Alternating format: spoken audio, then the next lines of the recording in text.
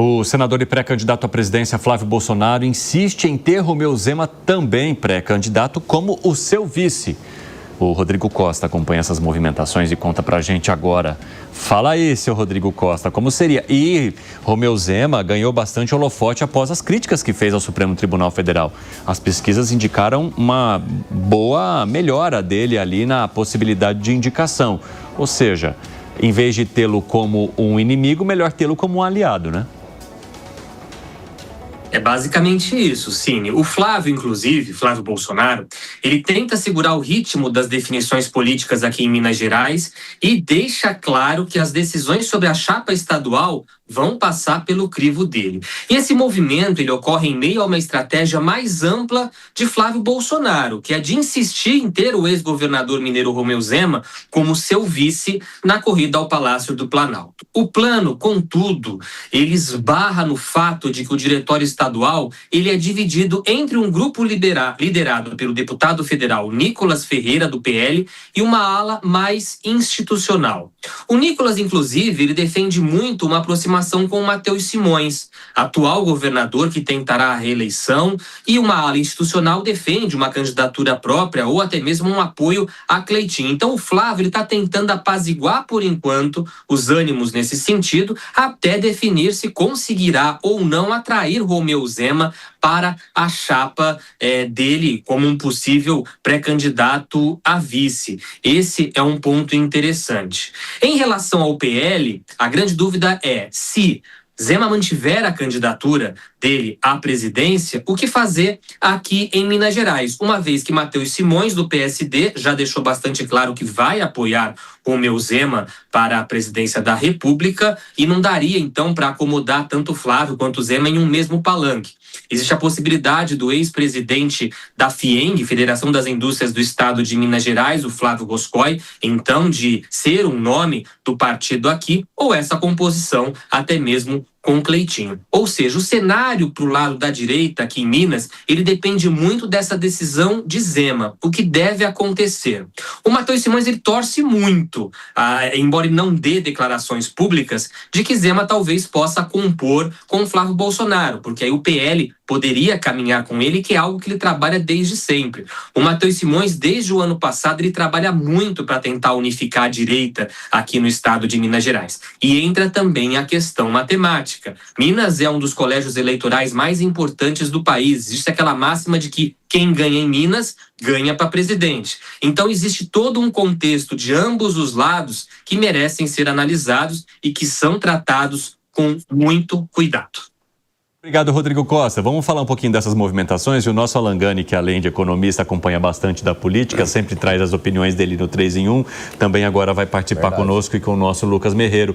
Alan Gani, o Rodrigo Costa entregou ali o final. Quem ganha em Minas Gerais, ganha a presidência da República. Mas há esse movimento muito interessante que agora estrategicamente foi encampado por Romeu Zema, de críticas ao Supremo Tribunal Federal, diante da insatisfação que a população brasileira tem demonstrado com a Suprema Corte. O quanto isso pode servir de combustível para uma chapa, digamos, perfeita para a direita entre Flávio e Romeu Zema. E Zema estaria disposto a abrir mão desse projeto para ocupar um cargo de vice de Flávio Bolsonaro, no seu ponto de vista? Olha, com certeza, né? Eu vejo que claramente o Zema está em campanha para ser o vice do Flávio Bolsonaro, né?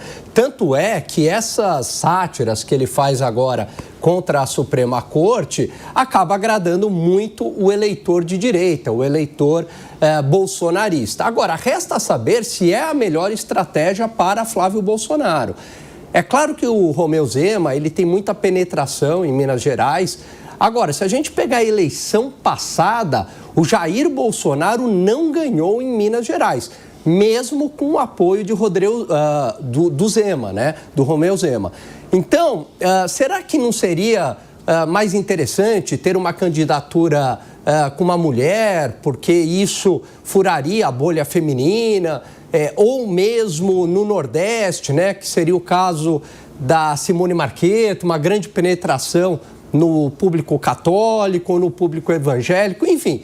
O Romeu Zema acaba tendo várias boas opções na mesa, o Flávio Bolsonaro, perdão. Agora, o Romeu Zema, até que ponto agregaria para uma candidatura do Flávio Bolsonaro.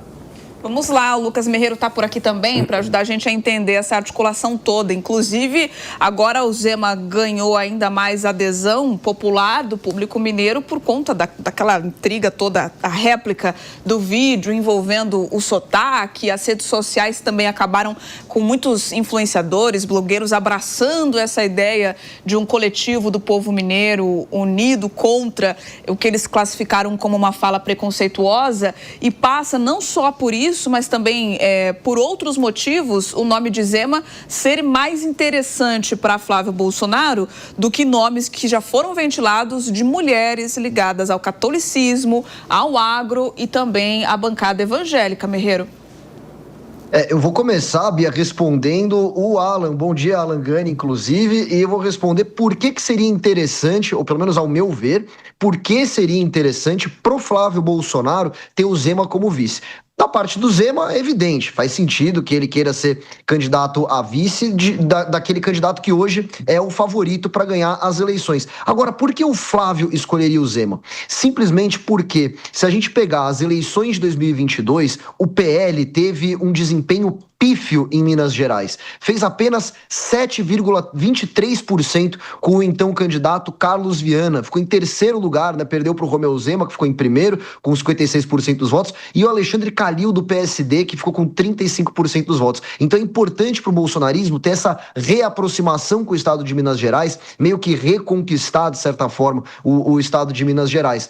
Só por isso já dá para entender por que o Zema é tão bem visto dentro do bolsonarismo para ser o vice do Flávio. É claro que existem setores que de fato procuram uma candidatura feminina, uma candidatura mais próxima do público católico ou do público evangélico, mas nenhum desses nomes acho que seria tão forte como o de Romeu Zema. Agora, eu tô falando da força dele aqui, mas a gente também tem que levar em consideração o que a Bia levantou aqui pra gente. De fato, o Romeu Zema, ele apareceu muito, ele dominou as manchetes nas últimas semanas, muito por conta daquela briga institucional vergonhosa, por sinal, protagonizada pelo senhor Gilmar Mendes, que agiu muito mal em relação a tudo isso. E o Zema, ele cresceu nas redes sociais com isso, ele foi muito comentado, mas isso não se refletiu nas pesquisas. A gente viu a pesquisa Atlas Bloomberg de hoje, em que o Zema, ele continua ali disputando o quarto lugar, não é nem o terceiro lugar, continua disputando o quarto lugar com o Caiado. Dentro da margem de erro, ele está empatado junto com o Caiado, mas ainda abaixo do Caiado, e perdendo para o Renan Santos, que conseguiu uma vantagem frente a esses governadores, né, o candidato Renan Santos da Missão, que vem se consolidando como o terceiro colocado, né, como aquele candidato que provavelmente virá nas próximas semanas, nas próximas pesquisas, se consolidando cada vez mais atrás de Flávio Bolsonaro e de Lula. Então, apesar de tudo isso, o Zema não conseguiu crescer tanto, mas acho que conseguiu adotar um discurso fundamental para o bolsonarismo, que é esse combate aos anseios autoritários de alguns ministros do Supremo Tribunal Federal, que podem consolidá-lo na posição de candidato à vice-presidência junto com o Flávio Bolsonaro.